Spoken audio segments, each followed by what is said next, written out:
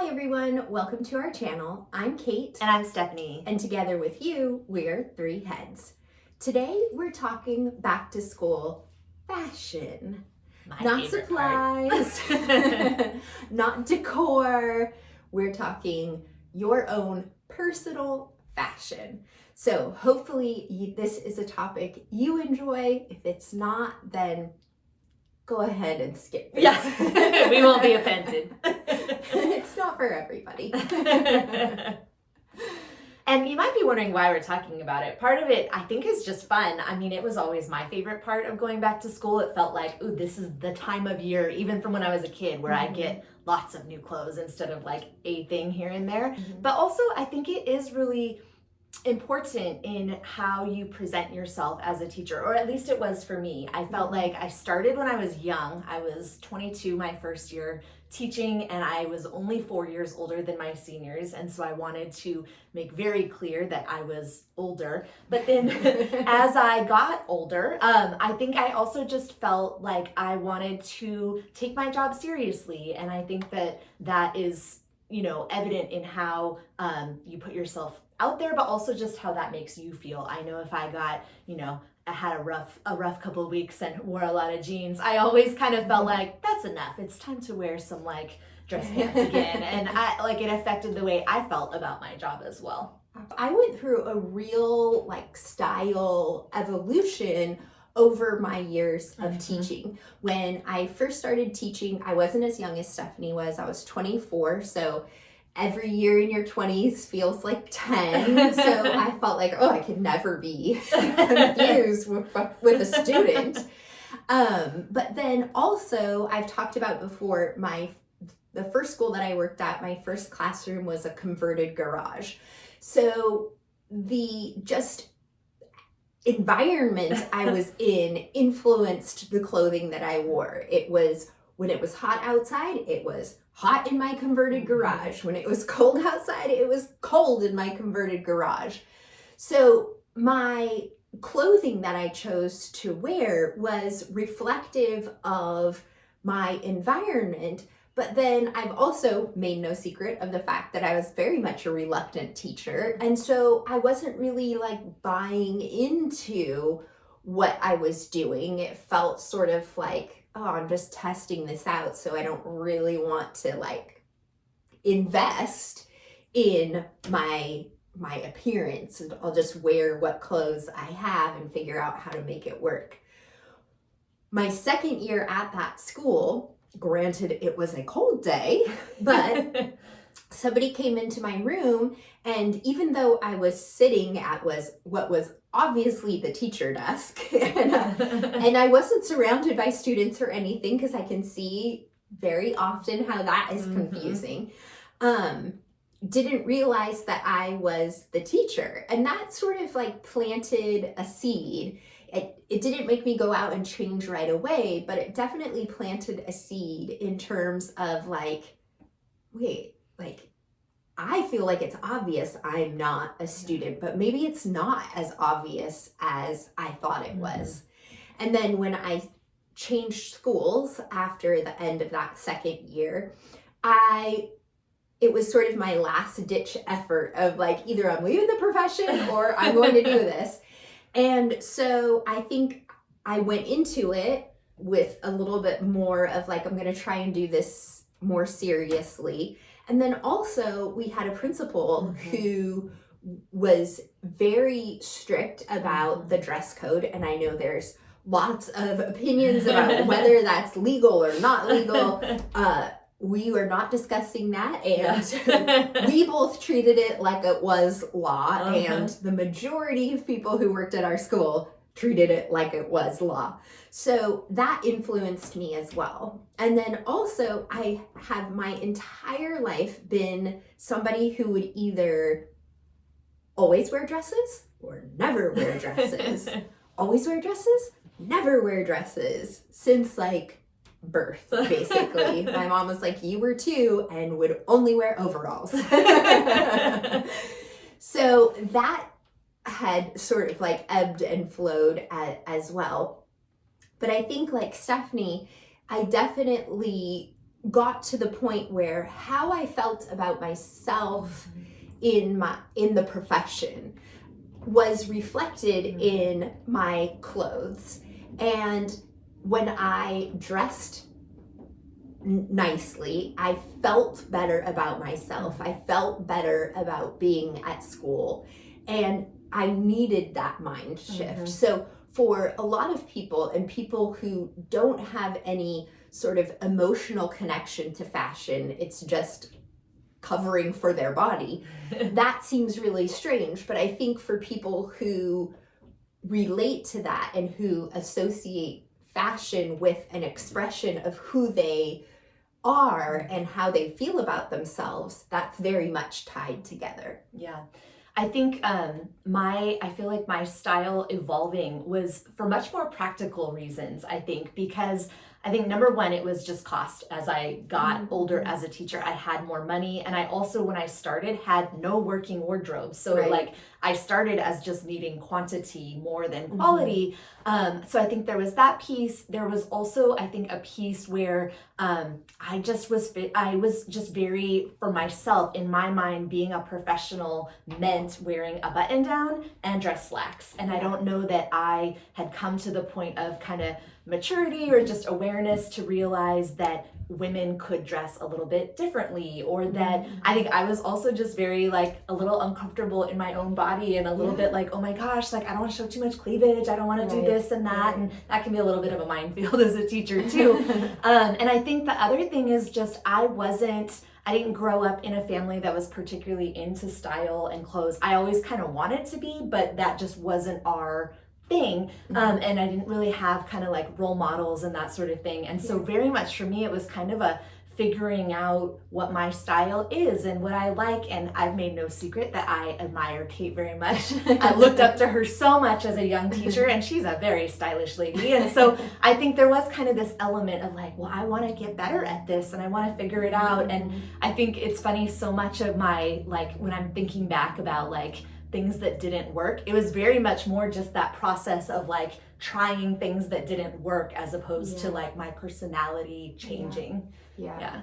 Definitely once I decided to like invest in a teacher wardrobe, I had like 4 pairs of the same kind of dress pants, just in different colors. I had like 7 different shirts, the exact same shirt, just in different colors. I had like 3 pairs of shoes that were, and so it wasn't that I had a lot of different things. It was that I had sort of a uniform. And then as I got more comfortable with dressing up, just because I wasn't really a dress up person very much. I mean, I would wear dresses, but not like professional type look.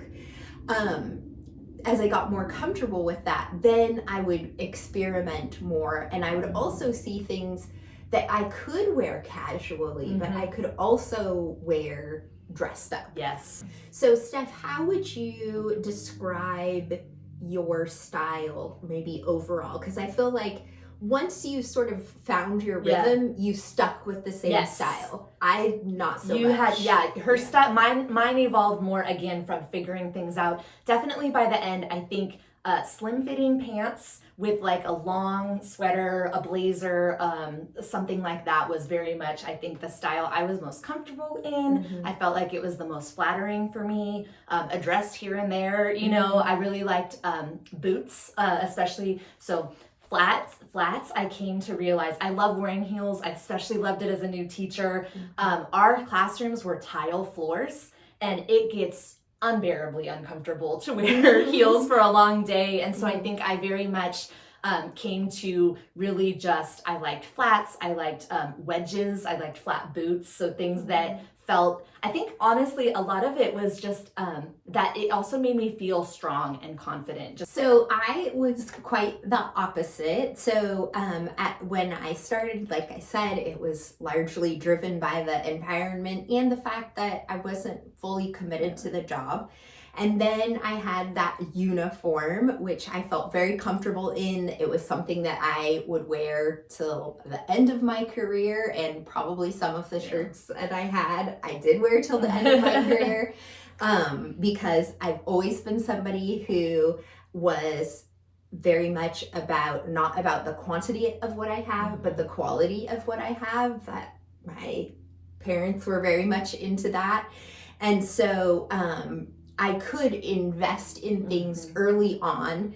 I knew I wouldn't necessarily have a lot, but I would have those things for decades. And then when I sort of went into a dress skirt phase, I would add that.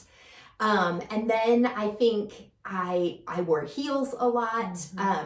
I solved the problem by just getting those like chef's mats for the places that I stood the most, so that I could wear heels all day. And in 2016, I was diagnosed with cancer, and that wreaked havoc on my body. So when I came back to the classroom in 2017, there were a couple of issues. The heels really hurt my feet. I just was more sensitive.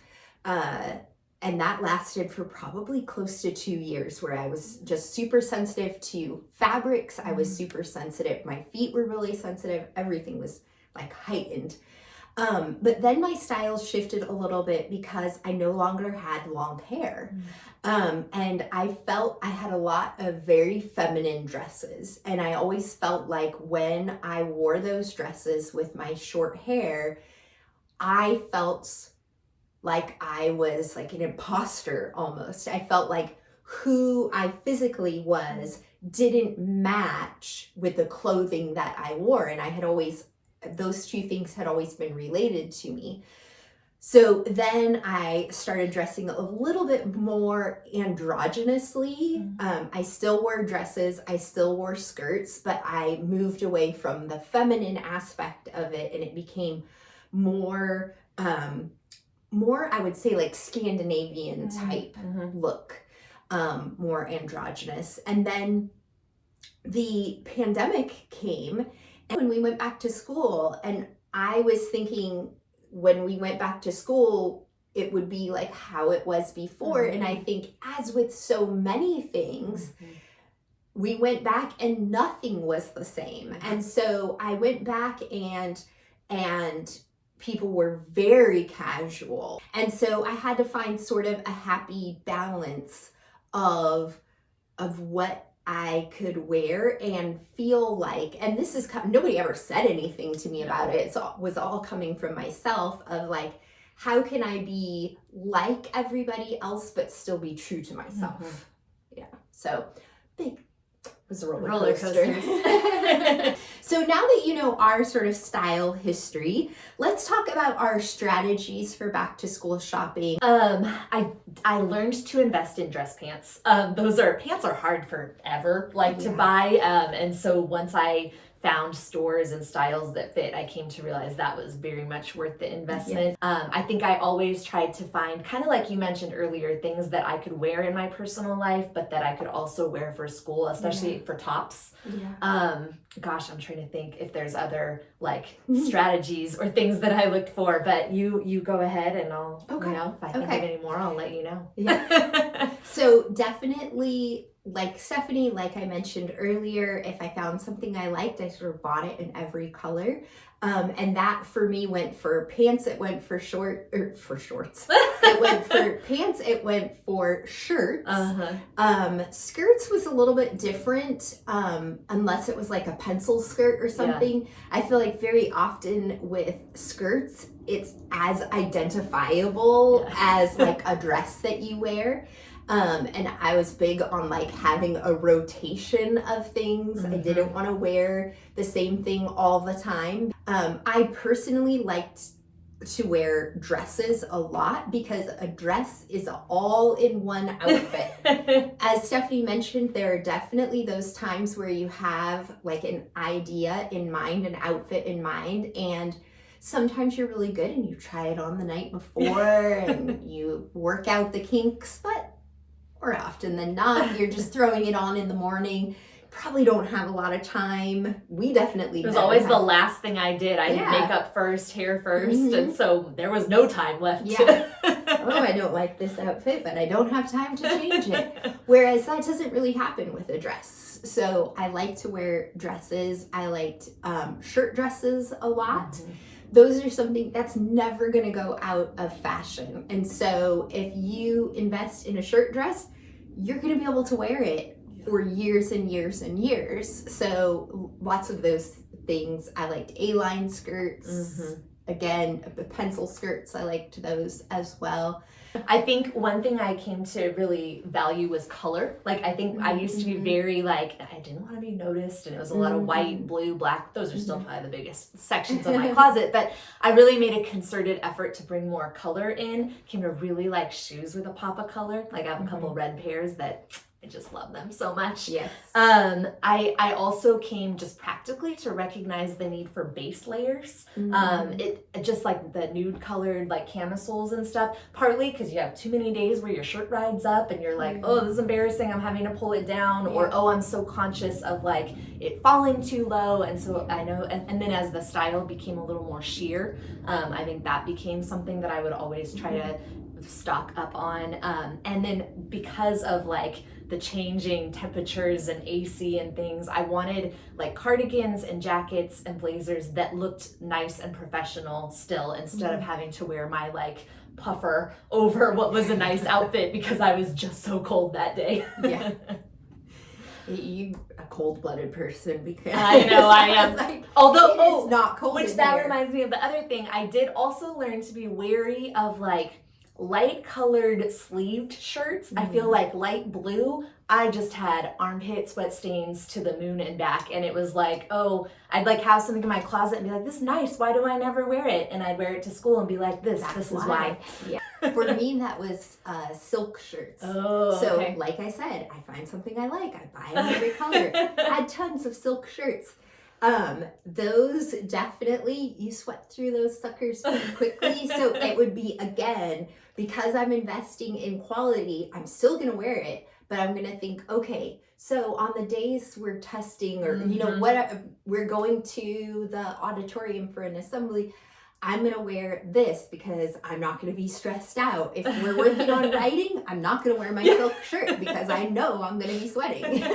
But I agree with Steph about buying some sort of basic things. I had multiple black dresses. They were all slightly different, but if somebody was not interested in fashion and I lined them up, they'd be like, that's the same dress. No, they're slightly different, but I had multiple cardigans that I would wear with them. Oh, I would wear this one with a belt. Oh, I would wear this one with tights. Oh, and so I think investing in those kind of things. I think that as with many things in teaching, for good or for bad, the longer you're in the classroom, the sort of more leeway that you have. Yeah. Something that in my third year of teaching, I would be like, oh my gosh, I think if you turn your head a certain way and you're looking in a certain direction, that you could maybe see the outline of a bra. By year 15, I was like, I like the shirts. So you might be wondering, maybe you're a new teacher and you're like, I want to build up a wardrobe, but I don't have a lot of money yet, or I need quantity over quality. And so we wanted to share some strategies we've found for that. I think my biggest one for a long time was kind of observing. I would watch Kate, I would watch other people whose style I liked, I would read In Style magazine, and then I would go to Target and I would find the less expensive version of those things. Like, I would look for the style I wanted to emulate, and then, okay, well, until I can afford to like have the quality pieces, or maybe I buy one really nice and then the rest are from Target, so that I have kind of that mixing and matching possibility. I also started to go outlet shopping. As I got more money, I would kind of save a day every summer where I would go to the outlets, and it would let me buy some of the nicer quality things at a little bit more affordable rate. There's also so many stores that do teacher discounts. So I didn't do any of that. Yes, that's why I was like, I'm gonna keep talking because I know hers will be different. exactly zero of that, other than teacher discount. So there were a few different things. The first year that I decided I wanted to like actually invest, I invested. For me, it felt like a lot of money. It was part of my first paycheck, and I just invested in it. And then the other things that I did were I made use of teacher discounts. I paid attention to the places that I liked when they had sales. So I was on their email list when they sent out, a 20% off everything coupon or whatever. I would buy things, whether I needed them at that time or not, I would buy them. I also liked end of season sales. If I was trying things out and I wasn't really sure how I would feel about them, I rented things. So there's lots of places that do it. When I was a beginning teacher, there were not a lot of places that did it, but there's lots of places. Lots of stores themselves do their own rental programs, but then there are also various websites that you can rent from as you're trying to figure out your personal style. Because if you've not been a professional dresser before and you are going to be one now, things that you think are going to look good maybe don't look so good. I also would do secondhand shopping for luxury things. And so I could get discounts on that. And again, I would wait for an email to come that would say there would be a discount, and then I would purchase. You can see why I looked up to her as a style model and then brought it down to the masses for you. I would also add, pay attention to what is both comfortable and professional. What makes you feel confident. I know for whatever reason, I was never real into dresses, and I feel my more confident self when I'm wearing pants. I think, I had numerous years of really uncomfortable pants, and then you find the pairs that are like, oh no, this is comfortable and I look good in it. If you have a shirt that's too short and you spend your whole day worrying about pulling it up, a shirt that's too low and you're worried about it being too low, just those things can be really distracting for a full day. And I think so that becomes both physical comfort in terms of like if your feet are killing you every day, find some nice flats, but also just like how it fits your body and what you're comfortable with. My other tip would be to put Tide pens and or shout wipes in your desk, because there were a number of days where I spilled coffee or something, and then you're kind of stuck you're very much trapped as a teacher, and it's nice to not have to spend your day with an embarrassing wardrobe malfunction. So hopefully you found this to be helpful or thought-provoking or just interesting. As always, we have a podcast called Answers May Vary, so we know answers may vary on this topic. If you have had a different experience or you have different opinions that you want to share with us, please do so in the comments down below or DM us on Instagram. We'll see you soon. Bye!